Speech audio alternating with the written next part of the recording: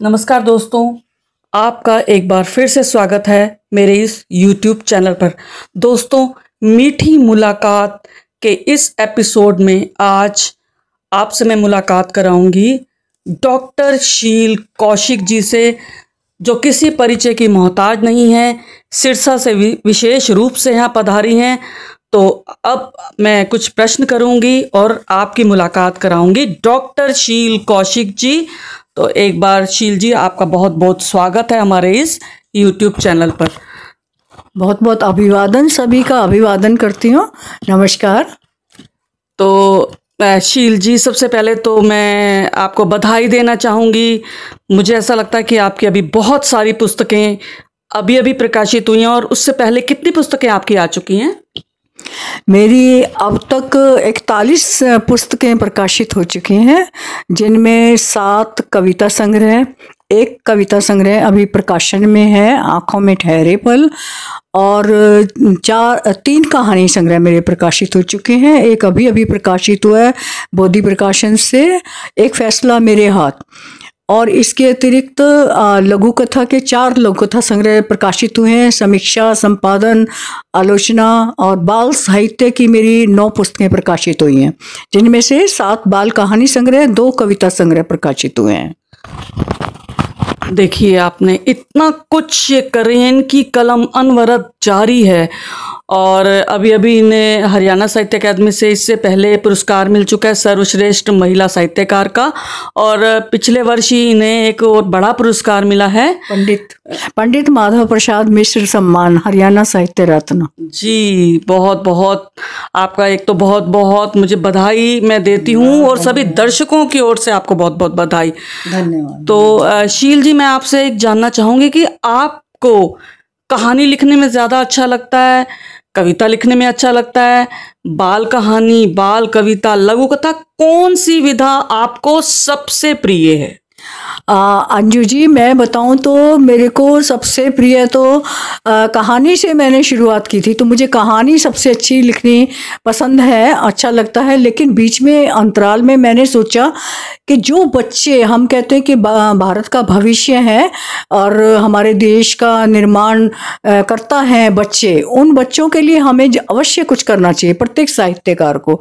मैं इस बात को बहुत देर से समझ पाई, और तब 2017 से मैंने बाल साहित्य लिखना शुरू किया। तब से अनवरत लिख रही हूँ, और बहुत सारे कहानी संग्रह मैंने लिखे हैं, बाल कहानी संग्रह और बाल कविता संग्रह लिखे हैं। आगे मैं बाल संस्मरण, जीवनियाँ और यात्राएं, यात्रा वृतांत बच्चों के लिए, मैं वो सब पुस्तकें सभी विधाओं में लिख रही हूँ। साथ साथ मैं कहानी संग्रह, और अभी तो उपन्यास तक भी मेरी दौड़ है। मैं अभी उपन्यास भी शुरू कर रही हूँ, और जल्दी पूरा होगा। सारा प्लॉट मैं बना चुकी हूँ, टॉपिक मेरे माइंड में है, सब कुछ है। हमारे दर्शक जानना चाहते हैं कि ये जो बच्चों के लिए आप साहित्य रच रही हैं, इसके पीछे कौन प्रेरणा है, कृपया बताएंगी आप? हाँ, ये आपने बहुत अच्छा पूछा। असल में दरअसल 2017 में मुझे विमला भंडारी ये बाल साहित्य का आयोजन करती हैं, तो उन्होंने मुझे विशिष्ट सम्मान के लिए सम्मानित किया था। वहाँ बाल साहित्य सम्मेलन था, और वहाँ जब मैंने देखा कि बच्चों के लिए लेखक कितना लिख रहे हैं, बच्चों से इंटरेक्शन देखी, बच्चों के लिए वो कितना मतलब समर्पण भाव से काम कर रहे हैं, तब मैंने सोचा कि भाई मुझे अब बाल साहित्य लिखना चाहिए। वहाँ से मुझे प्रेरणा मिली, और उसके बाद सबसे बड़ी प्रेरणा, मेरे 2 पोतियाँ मेरे पास थीं। जब वो मेरे पास रहने के लिए आई, तो मुझे पल पल उनके साथ ने मुझे प्रेरित किया, और मैं उनकी बाल सुलभ जितनी भी एक्टिविटीज़ थी, जो उनकी क्रियाएं थी, उन सबको मैं बड़े नोट करती थी, और कई बार अपनी कहानी लिख करके उनको सुनाती थी, और उनसे प्रतिक्रिया देखती थी। तो वो मुझे बहुत अच्छी सलाह देते थे कि नहीं दादी, ऐसे नहीं, ये तो आपने ठीक नहीं लिखा, है तो मज़ा नहीं आया, कैसे मज़ा आएगा, फिर वो मुझे बताती थी। तो इस तरह से मैं बाल साहित्य में आगे बढ़ गई। हाँ, तो दोस्तों, आप समझ ही गए होंगे कि लिखने में कल्पना ही काम नहीं आती, यथार्थ बहुत बड़ी भूमिका निभाता है। तो इनकी जितनी रचनाएं हैं, जो इन्होंने अब तक रचा, उसके पीछे बहुत बड़ा जो भाग है, वो यथार्थ का भाग है।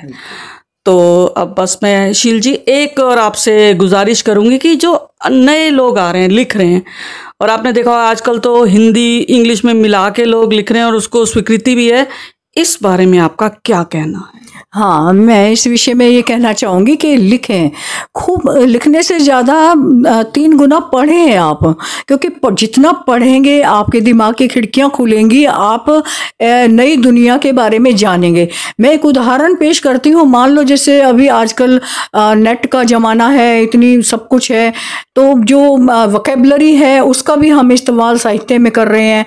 बहुत से इस तरह से वाक्य हम लोग ले रहे हैं, तो हमें एक्सपोजर होना बहुत ज़रूरी है, जो आज तेजी से बदल रहा है, और इस बदलते युग के साथ चलना बहुत ज़रूरी है। तो मैं अपने युवा साथियों को यही कहूँगी कि भाई पहले आप बहुत पढ़ें और फिर लिखें बेदम होकर लिखें, जो आपके मन में आता है, ऐसा कुछ नहीं है, वो लिखें आप। और दूसरी बात, आप जो भाषा की बात कर रहे हैं, तो मैं ये समझती हूँ कि एक तरफ तो खास करके जब मैं बच्चों के बारे में सोचती हूँ तो मुझे ये लगता है लिखते समय, मैं भी अगर इंग्लिश बीच में लगाऊंगी या तो इंग्लिश के शब्द में अगर हिंदी लिखते समय बीच में लाऊंगी तो बच्चे यही सीखेंगे, वही आगे वही चलेगा, फिर हिंदी का क्या होगा। तो मैं सोचती हूँ एक सुबोध भाषा, शुद्ध हिंदी सिखाना भी हमारा बच्चों को कर्तव्य है।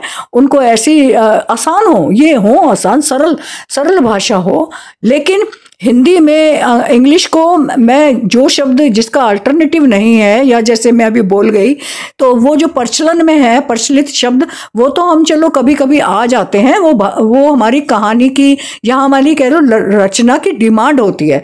लेकिन हम ये सोचें कि भी हम जानबूझ करके या अट्रैक्टिव बनाने के लिए या ऐसे कभी हम इंग्लिश के शब्द लेके आते हैं, तो वो हिंदी के साथ खिलवाड़ है। वो बहुत सही कहा आपने शील जी। देखिए, हिंदी हमारी मातृभाषा है, राष्ट्रभाषा लोग कहते हैं, अभी बनी नहीं है।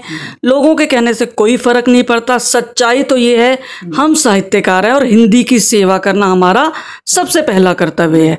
ठीक है, हम उदार हैं, हमारी भाषा बहुत सागर की तरह है, इसमें बहुत सारे उर्दू के भी शब्द आ जाते हैं, इंग्लिश के भी आ जाते हैं, लेकिन हिंदी की सेवा करना हमारा सबसे पहला कर्तव्य है। जी, बहुत अच्छा लगा हमें आज आप हमारे स्टूडियो में आए। तो मैं जानना चाहूँगी, आप ये कुछ पुस्तकें भेंट करने के लिए लाई हैं, ये तो आप बताएं। सबसे पहली ये कौन सी? मैं आपको किट गिलहरी ने पहना चश्मा। किट गिलहरी ने पहना चश्मा। देखिए, ये बाल कथा है।